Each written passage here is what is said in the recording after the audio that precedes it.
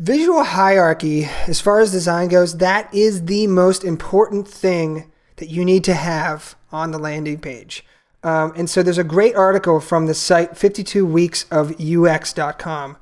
And they talked about that the way that they described why hierarchy is important is they talk about there's a pecking order to things, right? There's an order to which what you are creating, you want the viewer to read in the specific order that you want them to read. And they talked about just like a great writer starts with an interesting lead in Act 1, sends you breathlessly into the next act and into the next act. So they're leading you through a series of things in the order that they want you to go through them in. So how do you create a hierarchy? So there's 4 things. I mean, there's a couple other things, but I'm just really going to focus on 4, which I feel are the most important. So size, color, contrast, and alignment. So I did this test with my wife last night. She's not a designer. I just said, like, out of the blue, I'm like, can I go through these concepts with you? And so here's an example of hierarchy using size. So you can obviously see what is the thing that sticks out to you the most, which circle sticks out to you the most. It's the biggest one, right? The one on the top left. Now, using the same pattern, the same circles, and the same size, now what happens? Now the red one sticks out. Regardless of size, now you're using color to do that. The next one is contrast. Now you have a gray background. You've taken the same circles and you've put a white background behind the top left circle. So same size circles, but now you have a different level of contrast between the black and the white versus the black and the gray. Here's another example of alignment. So you've taken the same size circles, aligned them differently, and now the top one stands out the most. So taking that concept, how do you test hierarchy?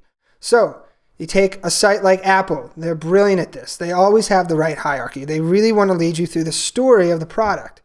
So you look at the iPad mini, you read the headline first, you look at the image second, and then you go through on 3, where you can down and watch the video or watch the TV ads, and then you go down to 4, which are the other things that they want to talk about, the iPhone 5, the new iMac, the new iPhone TV ad.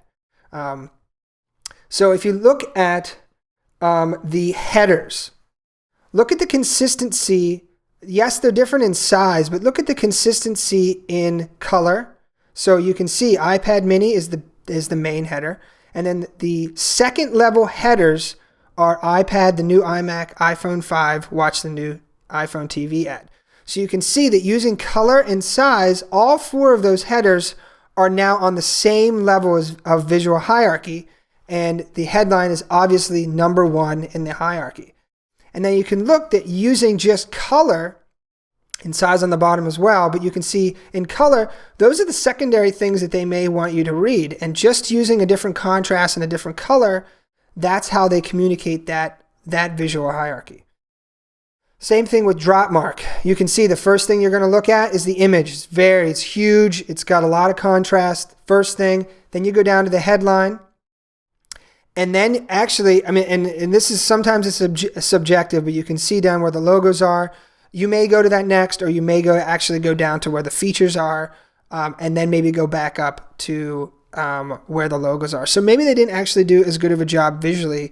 I'm not sure what their goals were, but if they did want me to read in that order, that's fine. But you can see here, they're doing the same thing that Apple did. They have the visual hierarchy using color to create a commonality between the headers using the same color, but then they differentiated them using size.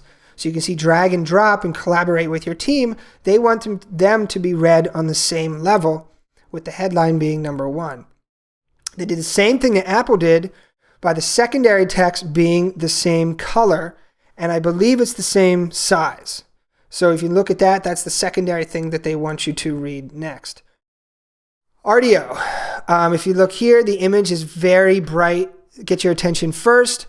Followed over to the headline, Human Power Music Discovery, and then your eye may go back down to number 3, and then up to the call to action on number 4. Now, this, like I said before, this is very subjective. There is eye tracking technology you can actually see. I don't know how expensive that is, but you can see what people are looking at, and that's how you can tell if your visual hierarchy is effective. You can see here they've used size to convey the top level header, and then you can see the secondary header, they've used the same size and the same color. And then the third thing that they may want you to read based on size, so the navigation is the same size as the body text underneath these subheaders. They've created consistency there. Amazon.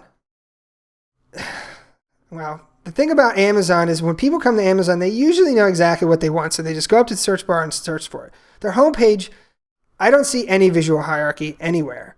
Everything is on the same level. There's a million different headers. There's a million different colors. It's a complete mess. I can't really bust on Amazon because they do really well. So maybe this works for them. But as far as visual hierarchy, it's very weak. This is my favorite one. These guys actually do a lot of business, but their hierarchy is way off. I'm not really sure as a designer, this gives me a heart attack, but I'm not really sure what's going on here. Visually, everything kind of sits on the same hierarchy. This one is pretty insane. Let's apply visual hierarchy.